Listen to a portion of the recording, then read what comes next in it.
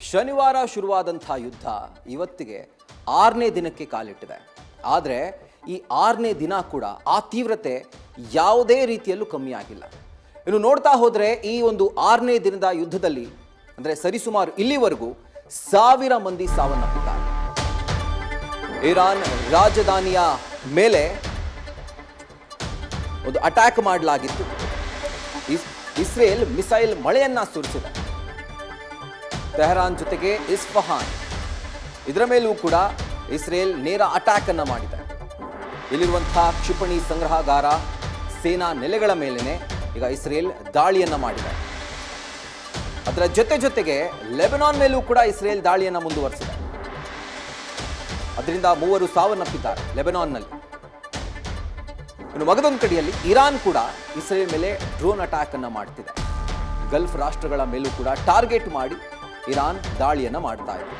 ಅಂದರೆ ಒಂದು ಕಡೆ ಇಸ್ರೇಲ್ ಇರಾನ್ ಸೇರಿದಂತೆ ಲೆಬನಾನ್ ಹಾಗೂ ಯಾವ ಪ್ರದೇಶದಲ್ಲಿ ಇರಾನ್ ತನ್ನ ಶಸ್ತ್ರಾಸ್ತ್ರಗಳ ಸಂಗ್ರಹಗಾರವನ್ನು ಇಟ್ಕೊಂಡಿದೆಯೋ ಆ ಪ್ರಮುಖ ಸ್ಟ್ರಾಟಜಿಕ್ ಪೊಸಿಷನ್ಗಳಿದ್ದಾವೋ ಮಿಲಿಟರಿ ಪಾಯಿಂಟ್ ಆಫ್ ವ್ಯೂ ಇಂದ ಆ ಜಾಗಗಳನ್ನು ಟಾರ್ಗೆಟ್ ಮಾಡಿ ದಾಳಿ ಮಾಡ್ತಾ ಇದ್ರೆ, ಮಗದೊಂದು ಕಡೆಯಲ್ಲಿ ಇರಾನ್ ಕೂಡ ಇಸ್ರೇಲ್ ಮೇಲೆ ಡ್ರೋನ್ ಮಳೆಯನ್ನು ಸುರಿಸ್ತಾ ಇದೆ. ಅದರ ಜೊತೆಗೆ ಗಲ್ಫ್ ರಾಷ್ಟ್ರಗಳು ಎಲ್ಲೆಲ್ಲಿ ಅಮೆರಿಕಾದ ಸೇನಾ ನೆಲೆಗಳಿದ್ದಾವೋ ಅದನ್ನು ಕೂಡ ಟಾರ್ಗೆಟ್ ಮಾಡ್ತಾ ಈಗ ಇರಾನ್ ದಾಳಿಯನ್ನು ಮುಂದುವರಿಸಿದೆ. ಸೊ ಇಲ್ಲಿಯವರೆಗೂ ಎರಡೂ ಕಡೆ ಆಗಿರುವಂಥ ಒಂದು ಪ್ರಾಣಹಾನಿಯನ್ನು ನಾವು ಲೆಕ್ಕಕ್ಕೆ ತಗೊಂಡ್ರೆ ಅದು 1000ದ ಗಡಿಯನ್ನು ದಾಟಿದೆ. ಇಸ್ರೇಲ್ ಇರಾನ್ನ ರಾಜಧಾನಿ ಟೆಹರಾನ್ ಜೊತೆಗೆ ಶಸ್ತ್ರಾಸ್ತ್ರ ಸಂಗ್ರಹಗಾರ ಜೊತೆಗೆ ಮಿಲಿಟರಿ ಪಾಯಿಂಟ್ ಆಫ್ ವ್ಯೂ ಇಂದ ಅತಿ ಮುಖ್ಯವಾದಂತಹ ಜಾಗ ಇಸ್ಫಹಾನ್. ಸೊ ಇಲ್ಲಿ ನೇರ ಟಾರ್ಗೆಟ್ ಅನ್ನು ಮಾಡಿ ಅಟ್ಯಾಕ್ ಅನ್ನು ಮಾಡಿರುವಂಥದ್ದು ಈಗ ನೀವು ಗಮನಿಸ್ತಾ ಇದ್ದೀರಿ. ಇದು ದಾಳಿಯ ದೃಶ್ಯಗಳು. ಮಗದೊಂದು ಕಡೆಯಲ್ಲಿ ಟಾರ್ಗೆಟ್ ಯಾವ ರೀತಿಯಾಗಿ ಇರುತ್ತೆ ಅಂತ ನೋಡ್ತಾ ಇರಿ. ಇದು ಇಸ್ರೇಲಿ ಪಡೆಗಳು ರಿಲೀಸ್ ಮಾಡಿರುವಂಥ ವಿಡಿಯೋ. ಸೊ ಇದರಲ್ಲಿ ಒಂದು ಬಂಕರ್ ಟೈಪ್ ಅಥವಾ ಆ ಶಸ್ತ್ರಗಳ ಸಂಗ್ರಹಗಾರ ಏನಿದೆ ಅದನ್ನು ಟಾರ್ಗೆಟ್ ಮಾಡ್ತಾ ಇಸ್ರೇಲ್ ದಾಳಿಯನ್ನು ಮಾಡಿದೆ. ಪ್ರಿಸಿಷನ್ ಸ್ಟ್ರೈಕ್ ಅಂತ ಏನು ಕರಿತೀವಿ, ನಿಖರವಾಗಿ ಗುರಿಯನ್ನು ತಲುಪಿ ಆ ಗುರಿಯನ್ನು ಹೊಡೆದು ಉರುಳಿಸಬಲ್ಲಂಥ ಅಥವಾ ಆ ಸಾಮರ್ಥ್ಯವನ್ನು ಹೊಂದಿರುವಂಥ ಅತ್ಯಾಧುನಿಕ ಮಿಸೈಲ್ಗಳು ಇಸ್ರೇಲ್ ಬಳಿ ಇದ್ದಾವೆ. ನೀವು ಒಂದನ್ನು ಗಮನಿಸಬೇಕು, ಏನು ಅಂತಂದರೆ ಯಾವ ರೀತಿಯಾಗಿರುವಂಥ ಒಂದು ಟಾರ್ಗೆಟನ್ನು ಅದು ರೀಚ್ ಮಾಡುತ್ತೆ ಅಂತಂದರೆ ಅದು ನುಗ್ಗೋದಕ್ಕೆ ನಿಮ್ಗೆ ಯಾವುದೋ ಒಂದು ದೊಡ್ಡ ಜಾಗ ಬೇಕು ಅಂತಲ್ಲ. ಒಂದು 40 ಸೆಂಟಿಮೀಟರ್ ಬೈ 40 ಸೆಂಟಿಮೀಟರ್ ಇಷ್ಟು ಜಾಗ ಇದ್ರೂ ಕೂಡ ಇಸ್ರೇಲ್ ತೂರಿ ಬಿಡುವಂಥ ಮಿಸೈಲ್ಗಳು ನುಗ್ಗಿ ಹೋಗ್ತವೆ.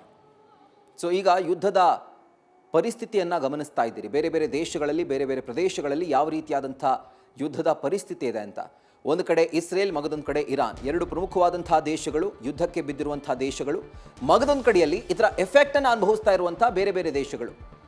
ಈಗ ಹೆಜ್ಬುಲ್ಲಾ ಒಂದು ಸಂಘಟನೆ ಏನಿದೆ, ನಮ್ಮ ಮೇಲೆ ದಾಳಿ ಮಾಡ್ತವೆ ಅಂತ ಹೇಳಿ ಇಸ್ರೇಲ್ ಲೆಬನಾನನ್ನು ಟಾರ್ಗೆಟ್ ಮಾಡಿ, ಹೆಜ್ಬುಲ್ಲಾಗಳಿರುವಂಥ ಜಾಗವನ್ನು ಟಾರ್ಗೆಟ್ ಮಾಡಿ, ಆ ಗಡಿ ಭಾಗವನ್ನು ಟಾರ್ಗೆಟ್ ಮಾಡಿ ಈಗ ದಾಳಿಯನ್ನು ಮಾಡ್ತಾ ಇದೆ. ಅದರ ಜೊತೆಗೆ ಲೆಬನಾನ್ನ ಒಳಗೂ ಕೂಡ ಇಸ್ರೇಲ್ ನುಗ್ಗಿ ಹೊಡಿತಾ ಇರುವಂಥದ್ದು ಮಿಸೈಲ್ಗಳು. ಮಗದೊಂದು ಕಡೆ ಇರಾನ್ ಅಮೇರಿಕಾದ ಸೇನಾ ನೆಲೆಗಳಿರುವಂಥ ರಾಷ್ಟ್ರಗಳು, ಕುವೈತ್ ಆಗಿರ್ಬೋದು, ಬಹರೇನ್ ಆಗಿರ್ಬೋದು, ಕತಾರ್ ಆಗಿರಬಹುದು, UAE ಆಗಿರ್ಬೋದು, ಈ ಎಲ್ಲ ರಾಷ್ಟ್ರಗಳನ್ನು ಗುರಿಯಾಗಿಸಿ ಇರಾನ್ ಕೂಡ ದಾಳಿಯನ್ನು ಮಾಡ್ತಾ ಇದೆ. ಮಗದೊಂದು ಕಡೆ ನೀವು ನೋಡ್ತಾ ಇದ್ದೀರಿ ಯಾವ ರೀತಿಯಾಗಿ ಒಂದು ದೃಶ್ಯಗಳು ಅಲ್ಲಿ ಕಾಣಸಿಕ್ಕಿವೆ ಅಂತ. ಒಂದು ಕಡೆ ಕುವೈತ್, ಬಹರೇನ್, ಕತಾರ್ ನೇರವಾಗಿ ಇರಾನ್ ಜೊತೆಗೆ ಯುದ್ಧಕ್ಕೆ ಇಳಿದಿಲ್ಲ. ಆದರೂ ತನ್ನ ಮೇಲೆ ಯುದ್ಧ ಮಾಡ್ತಿರುವಂಥ ಅಮೆರಿಕಾದ ಸೇನಾ ನೆಲೆಗಳು ಆ ಒಂದು ದೇಶದಲ್ಲಿರೋದ್ರಿಂದ ಆ ದೇಶಗಳಿಗೂ ಒಂದು ಗತಿ ಕಾಣಿಸ್ಬೇಕು ಅನ್ನುವಂಥ ಒಂದು ಆಲೋಚನೆಯಲ್ಲಿ ಈಗ ಇರಾನ್ ದಾಳಿಗೆ ಮುಂದಾಗಿರುವಂಥದ್ದು. ಸೊ ಈಗ ಕೊಲ್ಲಿ ದೇಶಗಳು, ಅದರ ಜೊತೆಗೆ ಮಧ್ಯಪ್ರಾಚ್ಯ ದೇಶಗಳು ಯಾವ ರೀತಿಯಾದಂಥ ಒಂದು ಪರಿಸ್ಥಿತಿಯನ್ನು ಅನುಭವಿಸ್ತಾ ಇದ್ದಾವೆ ಅನ್ನೋದನ್ನು ಗಮನಿಸ್ತಾ ಇದ್ದೀರಿ. ಯುದ್ಧದ ಪರಿಸ್ಥಿತಿ ಎಲ್ಲ ಬೇರೆ ಬೇರೆ ದೇಶಗಳಲ್ಲಿ ಯಾವ ರೀತಿ ಆಗಿದೆ ಅನ್ನೋದನ್ನು ನಿಮ್ಮ ಮುಂದೆ ನಿಮ್ಮ ನ್ಯೂಸ್ ಫಸ್ಟ್ ಈಗ ಕಟ್ಕೊಡ್ತಾ ಇದೆ. ಸೊ ಇವತ್ತಿಗೆ 6ನೇ ದಿನ, ಶನಿವಾರ ಶುರುವಾಯಿತು ಯುದ್ಧ, ಇಸ್ರೇಲ್ ವರ್ಸಸ್ ಇರಾನ್. ಇವತ್ತಿಗೆ 6ನೇ ದಿನಕ್ಕೆ ಕಾಲಿಟ್ಟಿದ್ದೀವಿ. 6ನೇ ದಿನ ಆಗಿದ್ರೂ ಕೂಡ ಇನ್ನೂ ಆ ತೀವ್ರತೆ ಅಂತೂ ಕಮ್ಮಿ ಆಗಿಲ್ಲ. ಇರಾನ್ನ ಲೆಕ್ಕಾಚಾರ ಏನು, ಅಮೇರಿಕಾ ಬಳಿ ಇರುವಂಥ ಬತ್ತಳಿಕೆ ಅಂದರೆ ಆ ಬತ್ತಳಿಕೆಯಲ್ಲಿರುವಂಥ ಮಿಸೈಲ್ಗಳು ಇನ್ನು ಸ್ವಲ್ಪ ದಿನಕ್ಕೆ ಖಾಲಿ ಆಗಿಬಿಡುತ್ತೆ, ಆಗ ನಮ್ಮ ಆಟವನ್ನು ಶುರು ಮಾಡೋಣ ಅಂಥೇಳಿ. ನ್ಯೂಸ್ ಫಸ್ಟ್ ನಿರ್ಭೀತಿಯಿಂದ ನಿಮ್ಮ ಪರವಾಗಿ.